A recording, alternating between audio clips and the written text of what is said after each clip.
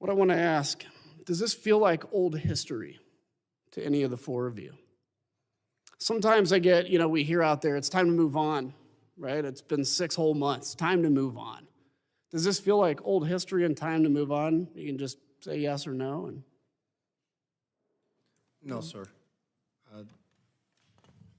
Nope. There can be no moving on without accountability. There can be no healing until we make sure this can't happen again. I echo that. How do you move on without correcting what happened? Let me ask you all, one of the narratives out there, and Officer Fanone, it triggered something in your testimony when you said it.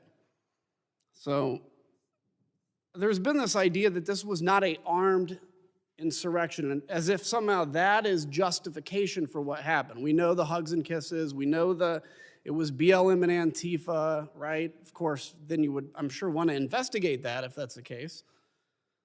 Now we've heard maybe the FBI actually started this, but one of the ones that has always held was that this was not an armed insurrection.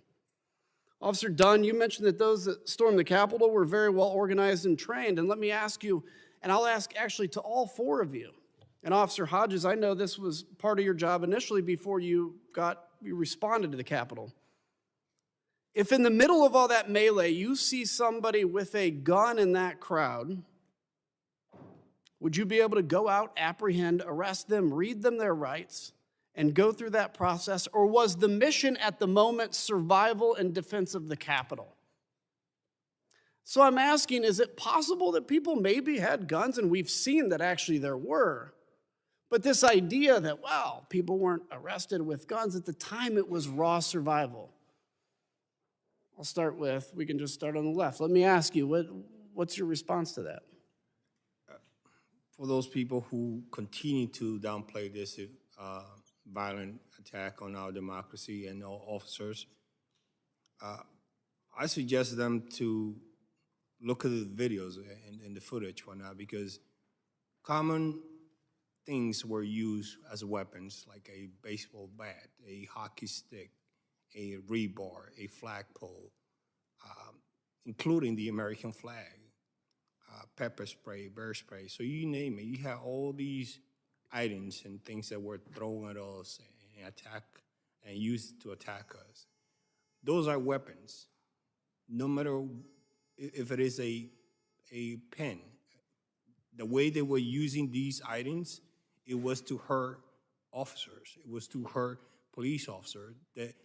Their intent was not to say, hey, let me go and find the Republicans or the Democrats in there or the independents. It was every single body that was here in this building, in the Capitol, that their intent was to get them out and hurt them. It would have been a much different outcome had we not stopped them, especially at the lower West Terrace entrance. Even though at that time, we didn't know that that there were other breaches in the Capitol. Our intent was to stop whoever was trying to come in through that door. And those weapons that were used, those were common items. The way they were using it was as weapons. Let me ask too, in kind of my final moments. Sergeant Cannell, Officer Hodges, you were Virginia Guardsman, I believe, fellow Guardsman. Yes, sir. At any time in your service in the military, as you know, I'm an Air Guardsman.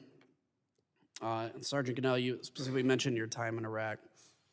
At any time in your military service, did you change how you defended the person to your left or right, or how you trained with them based on their political affiliation? No, whether not at all. it was in war or anything? No. No, sir. The way I view it at that time, it was I'm an American, and the person right next to me is an American, and I would do everything possibly for me to defend him and the country at that time. You guys did that?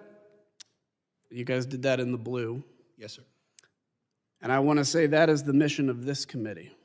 We may have our deep differences on other policy issues, but we are all Americans today. And we thank you for holding that line. Congressman, if I may respond to Congressman when you asked about the armed part, when the officers, assumed officers, showed me their what appeared to be a police badge, I don't know too many police officers, and this is just me being a police officer for 13 years, that carry their badge and don't carry a gun with them. So we look on their hips, you see a print. I didn't see that it was a gun, but a reasonable police officer will believe that that's a gun on their hip. So.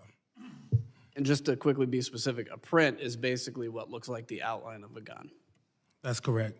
Thank you, Mr. Chairman, and thank you, witnesses. Thank you. Gentleman yields back. Check